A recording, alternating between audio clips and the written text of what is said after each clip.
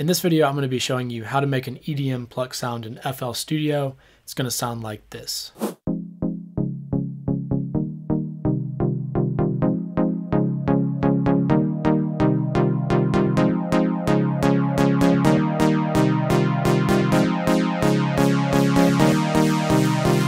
What's up, my producer friends? I'm David with anothermonsterproductions.com. It's been a long time, but I'm finally back with another Sytrus sound design tutorial. I realized I never did a pluck sound in Sytrus, so that's what we're going to be covering in today's tutorial. If you don't know, Sytrus comes with all versions of FL Studio from the producer edition onward. So as long as you have at least the producer edition of FL Studio, you're going to be able to follow along with everything in this tutorial. Should be a pretty short and sweet tutorial, so let's go ahead and get straight into it. Alright, so first of all, I just want to mention that I do have this little chord progression that I created for this tutorial. It's just a very basic little plucky chord progression. Sounds like this. So again, just sort of a housey EDM sounding chord progression there, which will hopefully help illustrate this sound as we create it. Now, the first thing that you want to do is load up Sytrus. You can go to Add, go down here to where it says Sytrus and load it up down there. Once you have Sytrus loaded up, the first thing that you want to do is go to this button here, click it, scroll down to presets, and we'll go ahead and open a default preset up here. Now, our default preset is just a basic sine wave. It's going to sound like this. And we can go ahead and go into operator 1 here, and you can see our sine wave right here. Now, if we right click on it, we can go to saw wave. Let's go ahead and do that. And that's what our saw wave looks like over here and sounds like as well. And I'm going to go ahead and go over to this ratio thing here. I'm going to bring this down to 1. So this is just bringing it down an octave. So the next thing that I want to do is basically link operator 1 to a filter. And how you do that in Sytrus is you have to route it through the matrix here. So I'm going to go ahead and take this out off, and nothing should come through now. So there's no sound. We're in operator 1, but we want to route it through filter 1. So I'm going to bring this up here, and then I'm going to bring it up on the out. So now you can hear the saw wave is actually getting filtered out there. So if we go into our filter tab, by default we have a state variable filter type, and I want to actually go ahead and let's go to LP2, which is a low pass filter, and then we're going to go down to Alt X3 down here. So there's different slopes when it comes to filters, and while I was making this sound, I liked Alt 3 the best. You may want to go through here and experiment with some of these yourself and see which one you like the best, but let's go ahead and go to Alt 3 for now, and we'll go ahead and take a listen to what we have so far.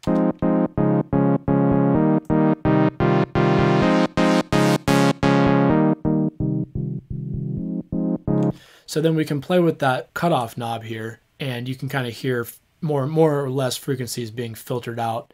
You can also see that over here on our span. And by the way, before I forget, I am going to be leaving the preset in the description of this video for a free download for you guys. So if you want to just download the preset, feel free to do that. The next thing that I want to do here is I want to go ahead and link this filter, the cutoff, to like an envelope and create sort of a plucky sound out of it.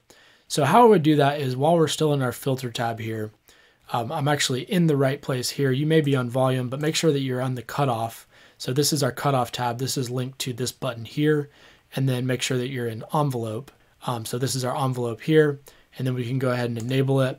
And then I can bring this back and I can kind of just create a plucky sound out of it. So let's listen.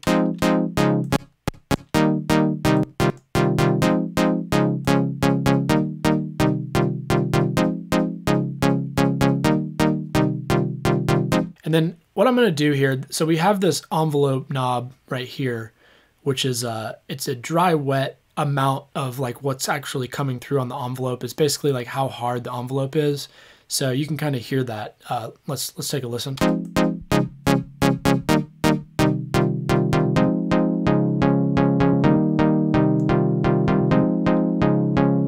So I'm going to bring it to 20%. That sounds pretty good to me right around there. Keep in mind, depending on how much you sort of slope this is going to change the sound quite a bit. So that might be something that you want to play with on your end to you know, figure out the exact sound that you're going for. So let's kind of take a listen.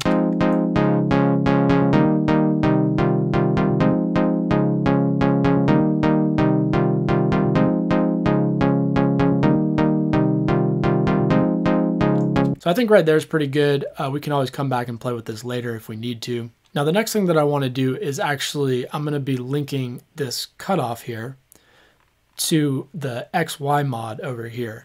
And this is going to allow us to have a little bit more flexibility. We can actually automate the X and Y parameter to sort of filter in, as you kind of heard in the intro, you saw me doing with the XY parameter. So let's go back into our filter 1 tab, go to mod X, and make sure you're still in the cutoff tab here. And let's go ahead and bring this down to about there. And then I'm going to bring this all the way up to the top. So now we can take a listen to see what that sounds like.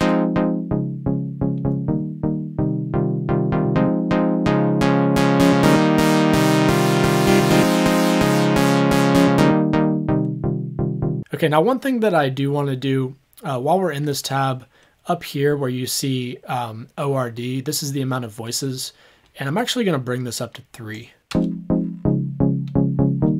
And you can probably hear the difference there. One voice is very mono, it's one voice. If I turn it up to 3, it just has a little bit more of a full sound, sounds a little bit more stereo, and it just sounds a little bit better.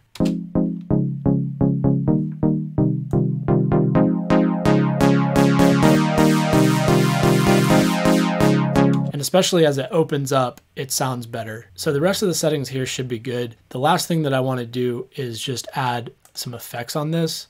So I can bring up the effects.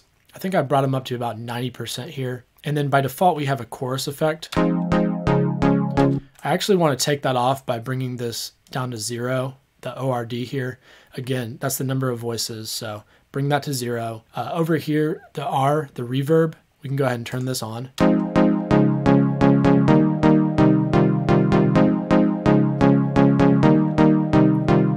It may be worth experimenting with some of these settings here on the reverb to try and find something that sounds good. I think I'm going to leave this default for the sake of this tutorial, but the next thing that I want to do is I want to go into my mod Y, and I want to sort of do the same thing that we did with the mod X. We have this slope. I'm not bringing it all the way down, but pretty much all the way down. And what this is doing is when I bring it down to 0, it's going to have very little reverb.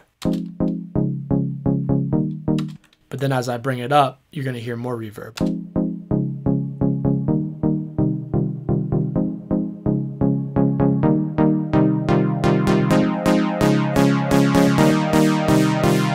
So that's pretty much all there is to this tutorial. Let's go to the outro. Thanks for watching the video, guys. If you liked it, be sure to hit the like button. If you're new to the channel, consider subscribing. Don't forget to hit the bell notification. That's going to let you know anytime I release videos in the future. Right now I'm doing tutorials about once a week, and those usually come out on Friday or Saturday. So keep an eye out for that. If you have any questions about anything or tutorial requests, feel free to hit me up on Instagram at anothermonster1. Also, if you feel like you're really struggling with music production, sound design, anything in between, and you feel like you just need a little bit of extra help, I am doing one-on-one private lessons, which you can sign up for on my website at anothermonsterproductions.com. I'll be sure to leave a link in the description of this video if you guys want to sign up for that. And while you're there, be sure to take advantage of the free stuff I'm giving away in the description of this video as well. I've got a sample pack and an ebook, which you can download for free. You just need to enter your email address and I'll send that stuff over to you. And as always, I will see you in the next video.